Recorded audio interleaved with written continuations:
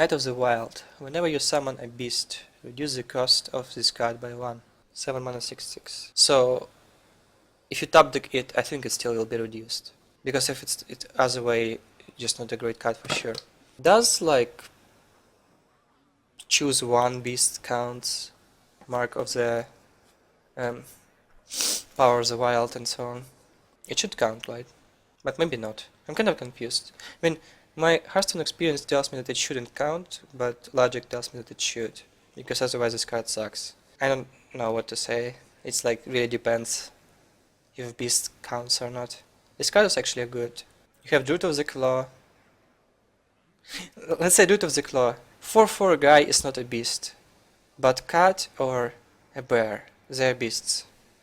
So how does it count? If it counts as a beast, what do you have? Like Druid of the Claw, Druid of the Fan, Druid of the Saber. For faster Druid with beasts it should be good. But I think it's not good for normal Druid. Not enough beasts. Bull from Shield. Whenever your hero takes damage, this minion takes it instead. Sounds shitty. The thing is, when someone hits your hero, it doesn't count as a trade even if you have a weapon. So if someone hits your hero, like this minion doesn't take any damage. So it basically heals you for 9, for 6 mana, and then it's nothing. And stats wise, it's not so great either. I think it's bad. It's not even a taunt, it's worse. If it would have been a taunt, it would have been bad too, I think. 3/9 taunt for 6 mana. Maybe no. But it's not a taunt, it's worse. Sea River. When you draw this card, deal 1 damage to all your minions. Warrior only. I would say it's bad. Ogre, basically, and does 1 damage to all your board. Sometimes it's good, but I think the amount of situations when 1 damage to your own board is bad is much higher than when it's good. I think it's not playable. Stats wise it's okay, but you don't play Boulder Fist Ogre in your deck. Mist Caller. Give all minions in your hand and deck +1/+1. It's interesting. Like Zombie Chows, you play Hunted Creepers if you play it in Shaman. They all will be +1/+1 in all deck. Like really strong grinders card. If your plan is to play until fatigue, and if you don't draw it in late game, this card is not good. It's not bad. Because the amount of stats you're getting might be like 15/15, for example. If you play until fatigue. Depends on the meta, I would say. Depends on the amount of control decks. I would say it's not terrible. I would say it might be playable. It's really hard to predict something until we will know how the meta will be looking like. Because it's first of all like strong decks will form, and then people will start countering it somehow, and then we will have meta. Amount of OP powerful decks counters to it, and it's all will determine how greedy your deck should be. But this deck looks like a good grinders tool. Again, RNG related, because if you draw it in late game it doesn't do much. One of the last cards, I mean. Quality Raider, Inspire King, +2/+2. Not a fan. Stats are terrible, it's 5 mana. Maybe for 4 mana it would be decent. 5 mana, not really. Like Floating Watcher. Do we play Floating Watcher? I don't think so. Dalaran Aspirant. Inspire gains spell damage +1. Mage card. I don't know, I just don't like Inspire. Like, if you hero power... How do you want to use it? Like, hero power into Flame Cannon? I guess you can like use Dalaran Aspirant and this guy, Ronin. Get like Arcane Missiles. Get a Drake on the board somehow. 6/6 which gives you endless amount of hero powers. Yeah, Kaldar Drake. Get like discounts from Emperor on cards like Maiden of the Lake, which decreases amount of mana your hero power was by 1. Dalaran Aspirant and stack spell damage and use Arcane Missiles you got from Ronin with endless amount of spell power, and it will be like a shit ton of damage. Let's say 4 spell power for example, and 3 missiles, 7 damage each. It's not terrible, but it's so combo dependent. How good it is. It's so hard to say. It would take so much time for me to determine if this card is actually playable. You need to build deck around it probably, if you want to play it. Because by itself it's just 3-5 or 4 mana. I would say maybe, but not likely. Spawn of Shadows. Inspire, deal 4 damage to each hero. Priest only. What? Bad? Yeah, I think it's terrible. Twilight Guardian. Battlecry, if you hold in a dragon, gain +1 attack and taunt. That's really good. This dragon is so... Oh wow, it's actually a really good dragon. For 4 mana, 3-7 and taunt. If you're holding a dragon. Yeah, I think dragon decks will be much stronger with this patch.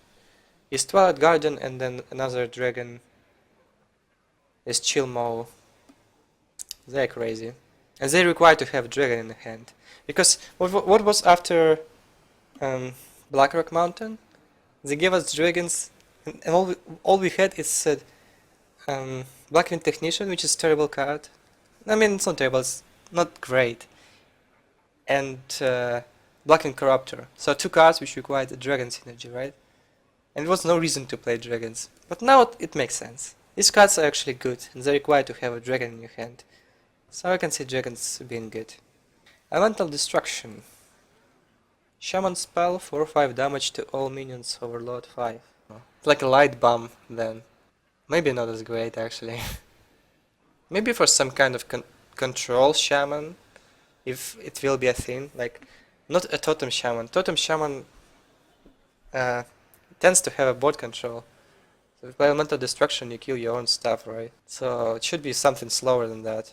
Maybe like a dragon shaman. Healing Wave. Shaman spell. Restore 7 health. Reveal a minion in each deck. If yours costs more, restore 14 instead. Yeah, so just compare this spell to Healing Touch. It's synergy between Healing Touch and Two-Scar Juster. Because this card heals for 7 as well and it's a Joust. But it's like 5-5 body. And 5-5 body for 5 mana. That's about what you normally get. Slightly smaller. You don't really play Healing Touch, do you? And this like worse than Healing Touch. I think it's not good. Again, maybe Control Shaman will be a thing. Maybe then it's fine. It's a Joust, so it kind of like makes sense if you run heavier curve to use Healing Wave. I think Blizzard had something in mind, making all these cards like Elemental Destruction, Healing Wave, and that guy Mist Caller. I think they have more cards kept for Control Shaman. So I wouldn't judge this card yet. We will see. Shadow Fend. Whenever you draw a card, reduce it costs by 1. 3-3 for 3 mana. 3 mana curve is so fitted. And this guy doesn't even have normal stats.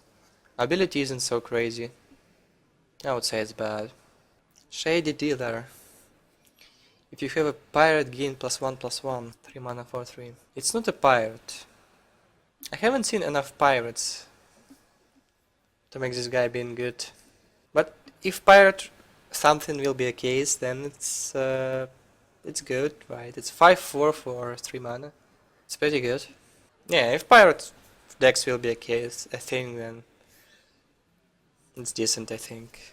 Something like Tinkertown Technician, but doesn't give you spare part. Maybe it's not great actually, because Tinkertown Technician isn't a great card. Bone God Lieutenant, Inspire, gain +1 health. Stats wise it's fine, but it's 3-2. And special ability I would say not so great. It's a good card for arena, I guess. Not for constructed. Spine Partner. Taunt, Battlecry, give a minion taunt. It's warrior only. Nice stats. Wow, that's actually playable. Oh, and this like taunt thing. There's like a bolster, right? Give you taunt minions +2/+2. So this guy plus bolster plus whatever Blizzard will introduce later. Sweet. This card is actually not bad even without any synergy. Like you play this, you give a taunt to something big, and it still has a taunt, and stats wise this guy is good. It's normal 2-drop. It's good against Druid, because 3-2 is strong against Druid generally. Yeah, I like it. Arcane Blast. Deal 2 damage to a minion. The spell gets double bonus from spell damage.